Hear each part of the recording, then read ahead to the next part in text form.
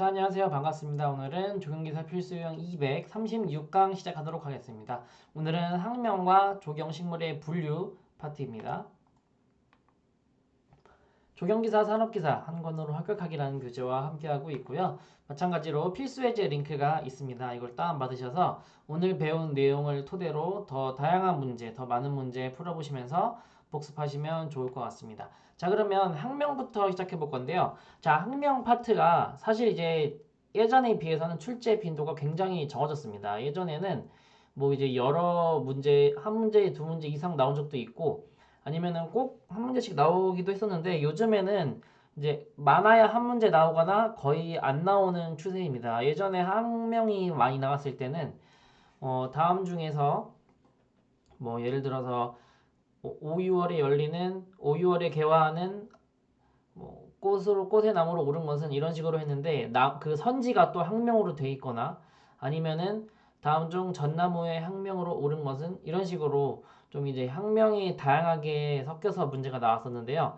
요즘은 이제 학명 거의 안 나오는 추세이더라고요. 그래서 주변에 이제 시험을 보고 있는 사람들에게 정보를 많이 얻어왔을 때 학명이 나왔다는 사람은 거의 없었고요. 그래서 많아야 한 문제 정도입니다. 그래서 학명은 외울 건 되게 많은데 비중이 거의 없다시피 하니까요. 학명 같은 경우에는 어, 기출문제 풀어보시면서 그냥 이 학명이 이거구나, 이 나무는 이 학명이구나라고 이제 보시면서 계속 여러 번 보시면서 넘어가는 게 좋을 것 같습니다. 그리고 제가 앞에 이제 쭉 강의를 보신 분들은 아시겠지만 제가 연상법으로 외우는 걸 되게 좋아해요. 그래서 학명도 연상법으로 외우는 강의를 제가 찍어 놨었거든요. 그래서 제 유튜브 영상에 학명 암기 영상, 학명 암기법 영상이 3개가 올라가 있습니다. 그래서 그것도 같이 함께 보시면 더욱 좋을 것 같습니다. 위에 혹시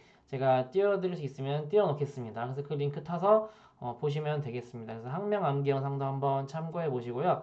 그 중에서도 제가 혹시나 이제 학명까지 같이 어, 공부를 더 하시고 싶으신 분들은 제가 학명 중에서도 좀 유독 많이 나왔던 학명들을 여기다 적어놨습니다. 주목부터 시작해서 전나무, 찔레꽃 이렇게 준비해놨고요. 이거라도 좀 더 외우고 가시면 가능성이 조금 더 높을 것 같습니다. 그래서 뒤에 보시면 제가 또 학명과 관련된 문제도 한번 넣어봤는데요. 이 학명들을 한번 외워보시고 푸실 수 있으신 분들은 한번 풀고 싶으신 분들은 이 문제를 한번 풀어보시기 바랍니다. 네, 다시 한번 이거를 한번 보시고 이 문제 한번 풀어보세요. 네, 풀어보셨을까요? 네, 정답은 몇 번일까요? 정답은 박태기 나무는 1번이 되겠습니다. 이런 식으로 되게 쉽게 나오면 이렇게 학명이 직접적으로 물어보는 문제고 나오고요. 아니면 수종의 특성을 물어보고 선지가 학명으로 되어 있을 경우도 아주 적은 가능성으로 나올 수도 있습니다. 그래서 학명도 한번 읽어보시면 좋을 것 같고요.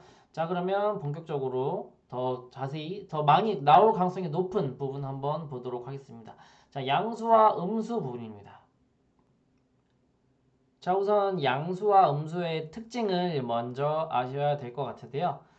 잠시만요. 제가 이거를 또 이걸로 바꿔보겠습니다. 자, 양수 같은 경우에는 우선 뜻이 음수와 가장 큰 차이에서는 어릴 때 햇볕에선 잘 자라지만 그늘에선 잘 못 자라는 게 양수고요. 그 다음에 음수는 그늘진 곳에서도 잘 자랄 수 있는 게 음수입니다. 그리고 양수와 음수에서 전광의 차이가 있는데 양수는 전광의 30에서 60% 이하에서 생존이 가능하고 그 다음에 음수가 생성할 수 있는 광량이 전수 광량이 50% 내외입니다. 이 숫자도 잘 기억해 두시고요.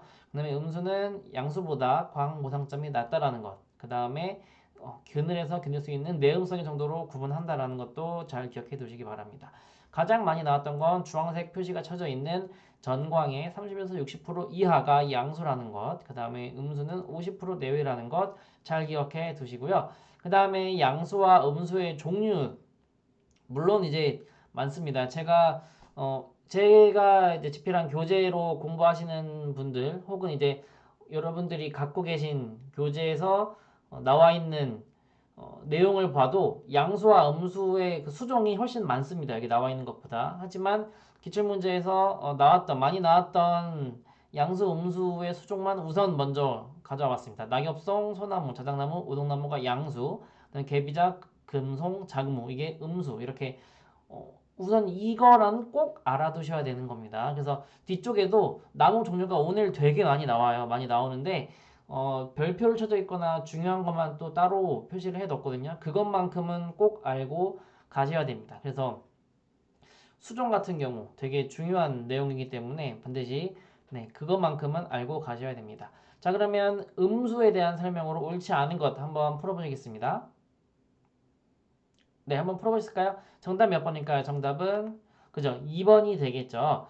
양수에 대한 이제 설명, 음수는 양수에 비해 어릴 때 성장이 왕성하다고 나와 있는데 양수가 어릴 때 햇볕에서는 잘 자라지만 그늘에서는 못 자라는 나무였죠. 그래서 정답이 2번이 되겠습니다. 다시 한번 보시면 어릴 때 햇볕에서 잘 자라는 게 양수입니다. 그래서 여기서는 이제 양수와 음수가 바뀌어야겠죠. 정답이 그래서 2번이 되는 겁니다. 자, 그 다음에 정말 보더라도 너무 많죠. 꽃과 단풍의 색채. 자, 꽃의 색채, 단풍의 색채. 제가 아마 이제 강의 준비를 하면서 이번 강의가 가장 많이 오래 걸렸습니다. 왜 그러냐면 제가 그 거의 20년치 되는 양의 기출문제를 다 하나하나 보면서 많이 나왔던 여러분들이 조금이라도 더 시간을 아끼기 위해서 그리고 좀 급하신 아니면은 꽃이나 나무에서 좀 많이 시간을 단축하고 싶으신 분들을 위해서 정말 열심히 하나 찾아보면서 정말 어떤 게 많이 나왔는지를 한번 찾아봤는데요. 자, 흰색의 꽃도 되게 많습니다. 이렇게. 근데 여기 있는 별표 쳐져 있는 거는요. 정답과 직접적으로 관련이 됐던 나무 혹은 여러 번 나왔던 나무, 중요한 나무가 제가 이제 별표 표시가 되어 있습니다. 우선 이거를 우선으로 먼저 보시고요. 별표 쳐져 있는 걸 우선으로 먼저 보시고 그 다음에 나머지 것도 읽어보시면서 머릿속에 들어가셨으면 좋겠습니다. 당연히 기출문제에서 나온 게 나오면 좋겠지만 기출문제에서 나왔던 게 기출문제에서 나오지 않았던 게 또 나올 수 있는 가능성도 많이 있습니다. 그래서 우선 가장 중요한 거는 별표 쳐져 있는 중요한 것들 먼저 한번 보시고요. 그 다음으로 나머지 수종들도 한번 보시기 바랍니다. 백목련부터 한박꽃 나무까지 여러 가지가 있지만 별표 쳐져 있는 것 중요한 거는 미선나무, 산딸나무, 팥배나무, 쥐똥나무, 치자나무, 병아리 꽃나무, 노각나무 이렇게 되겠습니다. 그래서 꽃의 색채 다시 한번 잘 기억해 두시고요. 그 다음에 붉은색 꽃도 동백, 배롱, 댕강, 명자, 박대기, 해당화, 모과나무 이렇게 붉은색 꽃도 있었고요. 황색은 산수유, 그 다음에 매자나무, 튤립나무, 개나리, 모감주, 생강나무 이렇게 있었습니다. 그래서 능소화, 풍년화까지 한번 잘 기억해 두시고요. 황색에서는 산수유와 매자나무가 여러 번 나왔습니다. 그 다음에 단풍의 색채는 붉은색 단풍은 이렇게 다 한 번씩은 나왔는데 화살나무가 여러 번 나왔습니다. 화살나무만큼은 꼭 잘 기억해 두시고요. 단독으로 나온 적도 있기 때문에 화살나무는 붉은색 단풍이다라는 것 기억해 두시기 바랍니다. 황색에서는 가장 많이 나온 거는 고로쇠 나무고요. 그 다음으로는 떼죽나무가 많이 나왔고 그 다음에 벽우동, 느티나무, 은행나무, 이팝나무, 튤립나무, 백합나무도 한 번씩 나왔습니다. 가장 많이 나온 건 황색에선 고로쇠나무와 떼죽나무였습니다.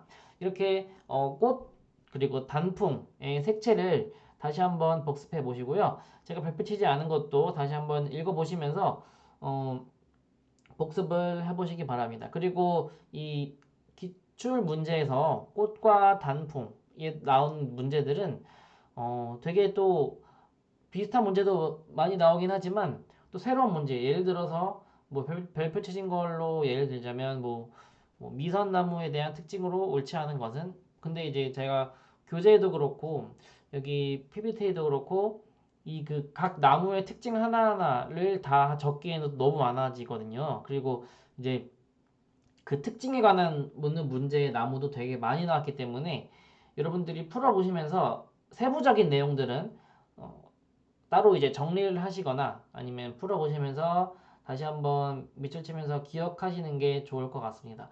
이 범위가 워낙 넓기 때문에 우선 제 이번 그 강의의 전반적인 컨셉은 좀 중요한 것들 위주로 좀 이제 기출문제 많이 나온 거 위주로 보는 거기 때문에 우선 이것만 먼저 알려드리지만 여러분들 기출문제에서도 더 다양한 내용이 나올 거예요. 그래서 그 내용들도 같이 보시면서 네, 외우셨으면 좋겠습니다.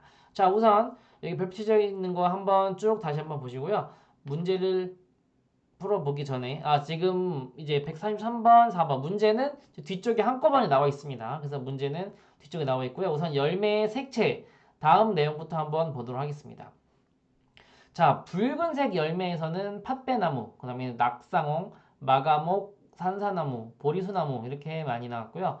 황색에서는 회화나무, 그 다음에 치자나무가 나왔습니다. 그 다음에 보라색은 좀작살 나무고요. 검은색은 꽝꽝나무와 인동덩굴이 많이 나왔고, 그 다음에 흰색, 흰말채나무 꼭 기억해 두세요. 흰말채나무는 여러 번 나왔어요. 흰말채나무 흰색. 그래서 흰말채나무의 열매는 뭐 노란색이다. 아니면 흰말채 열매의 나무는 빨간색이다. 이런 식으로 좀 흰 말채 나무에 대해서 유독 또 여러 번 나왔더라고요. 그래서 흰 말채 나무. 그래서 방금 이제 알려드린 이 별표 쳐져 있는 것도 잘 기억해 두시고, 그 다음에 나머지 수종들도 다시 한번 보시면서 기억해 두시기 바랍니다. 자, 여기는 더 많죠. 수종별 개화시기. 그래서 마찬가지로 제가 유독 많이 나왔던 내용들을 별표를 쳐봤습니다. 2월 달에는 동백나무, 3월 달엔 개나리, 산수유, 백목련, 그 다음에 4월 달에 목련류, 그 다음에 자목련, 박태기나무, 그 다음에 병꽃나무, 한박꽃나무, 산딸나무 이렇게 있었고요. 그 다음에 6월 달에 고광나무, 7, 8월 달에 능소와 무궁화, 회와 배롱나무, 11월, 12월에 팔손이 이렇게 많이 나왔었습니다. 자, 여기서 제가 별표 쳐졌지만 이 별표 쳐져 있는 것 중에서 제가 또 한 번 추려봤을 때는요. 목련류, 그 다음에 산딸나무, 무궁화, 회화나무, 팔손이가 개화 시기 묻는 문제에서는 많이 나왔습니다. 그 다음에 또 이제 잎보다 꽃이 먼저 피는 수종을 묻는 문제도 있었는데요. 백목련이 여기서는 두 번이 출제되면서 가장 많이 나왔고, 그 다음에 나머지 미선나무, 산수유, 진달래, 박태기 나무도 잎보다 꽃이 먼저 피는 수종으로 잘 기억해 두시면 되겠습니다.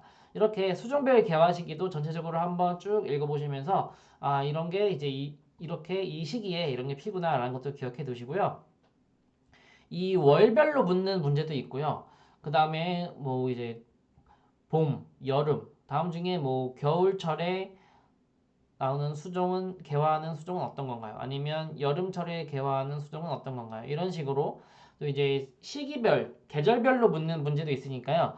이 전반적으로 이 시기와 계절, 어떤 계절에 어떤 시기에 어떤 수종이 나오는지 잘 기억해 두세요. 자, 그래서 이 개화 시기에 따른 수종 잘 기억해 두시기 바랍니다. 그 다음으로 보아야 될 거는 심근성 수종과 천근성 수종인데요. 심근성이라고 하면은 일반적으로 뿌리가 깊게 뻗는 게 심근성이고요. 그 다음에 천근성은 뿌리가 얕게 뻗는 게 천근성입니다. 자, 그러면 심근성과 천근성도 수종이 종류가 있겠죠. 심근성에서 가장 중요한 거는 소나무, 그 다음에 주목, 느티나무, 그 다음에 굴거리 나무가 있겠고요. 천근성에서 많이 나왔던 건 독일 가뭄비, 일본 잎갈, 버드나무, 그 다음에 아까시나무, 층층나무, 이태리 포프라까지 기억해 두시기 바랍니다. 이태리 포프라는 기출문제에서 또 가장 최근에 나왔던 문제이기 때문에 이것도 꼭 잘 기억해 두세요. 그리고 이제 이 외에도 별표 친 거 외에도 뭐 곰설부터 시작해서 동백나무, 백합나무 등등 다양한 심근성이 있고요. 천근성에도 편백, 저장나무, 포플러 이렇게 현서시나무, 매화나무 이렇게 다양한 또 천근성 수종이 있습니다. 다시 한번 쭉 읽어보시면서 심근성과 천근성에 이렇게 이러한 수종이 있구나라는 것도 잘 기억해 두시고요. 그 다음에 생존 최소 토심, 그 다음에 생육 최소 토심이 있는데요. 이것도 좀 숫자 있어서 복잡해 보이지만 외우셔야 됩니다. 생존 최소 토심 이렇게 잔디 초보는 15, 소감목 30 이렇게요. 그 다음에 생육 최소 토심은 30, 45, 60, 90, 150 이렇게 외우면 되는데요. 이것도 제가 공부했을 때 외웠던 방법은 우선 이제 잔디, 소, 대 점점 이제 커지죠. 잔디, 소, 대 그러면 그 다음에 천근성, 심근성, 천심 이렇게 했어요. 잔디, 소, 대, 천심 이렇게 했는데 여기서는 거기서 생존 최소는 점점 처음에 15씩 커집니다. 15에서 30까지 15 커졌죠. 그 다음에 30에서 45, 45에서 60 여기까지가 이제 15씩 커지고 나머지 심근성만 30이 커졌습니다. 그래서 15, 10, 15, 15, 15, 30 이렇게만 잘 기억해 두시면 15씩 커지고 나머지만 30 결국에는 생존 잔디는 15라는 것부터 외우기 시작하시면 금방 이제 15부터 시작해가지고 15 커지고 15 커지고 15 커지고 그 다음에 30 커지고 이렇게 그 다음에 30, 45, 60, 90 이렇게 외우면 되겠고요. 생6 같은 경우는 15 커지고 그 다음에 15 커지고 30, 60 이렇게 해줍니다. 그래서 처음에는 15 커졌죠. 그 다음 똑같이 15 커집니다.